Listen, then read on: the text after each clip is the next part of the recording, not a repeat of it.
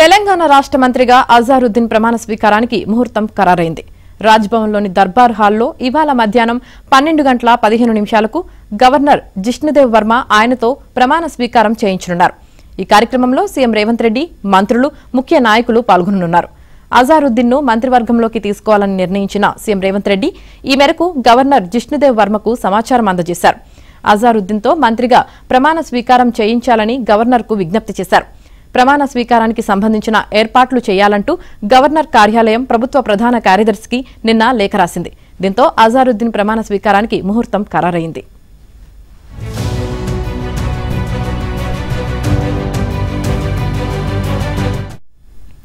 అయితే జూబ్లీహిల్స్ ఉప ఎన్నికల నేపథ్యంలో అజర్ ప్రమాణ స్వీకార కార్యక్రమానికి కోడ్ ఏమైనా అడ్డు వస్తుందా అని ప్రభుత్వ వర్గాలు ఈసీ అధికారులను ఆరా తీస్తున్నట్లు తెలిసింది. మంత్రివర్గ విస్తరణకు ఉప ఎన్నికల కోడ్ అడ్డురాదని వారు వివరించినట్లు సమాచారం. ఈ నేపథ్యంలోనే ప్రమాణ స్వీకారానికి ప్రభుత్వం ఏర్పాట్లు చేసింది.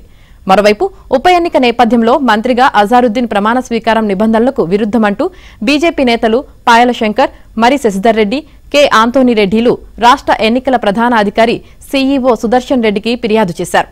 అజారుద్దీన్ గత ఎన్నికల్లో జూబ్లీహిల్స్ నుంచి కాంగ్రెస్ అభ్యర్థిగా పోటీ చేసి ఓడిపోయారని, ఇప్పుడు ఆయనకు మంత్రి పదవి ఇవ్వడమంటే ఒక వర్గం ఓటర్లను ప్రభావితం చేయడమేనని తెలిపారు. ఇది ఎన్నికల కోడ్ ఉల్లంఘన కిందకు వస్తుందన్నారు.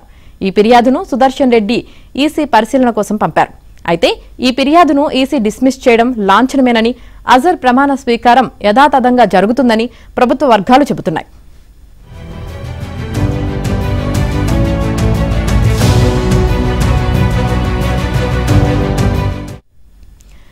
జూబ్లీహిల్స్ ఉప ఎన్నిక సందర్భంగా కాంగ్రెస్ ఆపద మొక్కులు మొక్కుతుందని, అక్కడ గెలవాలనే మాజీ క్రికెటర్ అజారుద్దీన్ కు మంత్రి పదవి కట్టబెడుతున్నారని బీఆర్ఎస్ వర్కింగ్ ప్రెసిడెంట్ కేటీఆర్ విమర్శించారు. ప్రజల్లో తమ పరిస్థితి ఏమిటో వారికి అర్థమైందని, పూర్తిగా దిగజారిన పార్టీ పరువును కాపాడుకోవడానికి కాంగ్రెస్ అడ్డగోలు ప్రయత్నాలు చేస్తుందని ఎక్స్లో ఆరోపించారు. ఉప ఎన్నిక కోసం సినీ కార్మికులకు అడ్డగోలు వాగ్దానాలు చేయడం, అజారుద్దీన్ ను కేబినెట్లోకి తీసుకోవడం, ఎన్నడూ లేని విధంగా మంత్రులు హైదరాబాద్ వీధుల్లో హడావుడిగా తిరగడం వంటివి ఆ పార్టీ తీవ్ర ఒత్తిడిలో ఉందనేందుకు నిదర్శనమని పేర్కొన్నారు. జూబ్లీహిల్స్ ఉప ఎన్నికల్లో ప్రజలు కాంగ్రెస్ డిపాజిట్ కోల్పోయేలా చేస్తేనే 2023లో వారిచ్చిన 6 గ్యారంటీలు, 420 వాగ్దానాలను అమలు చేయడం ప్రారంభిస్తుందని కేటీఆర్ అన్నారు.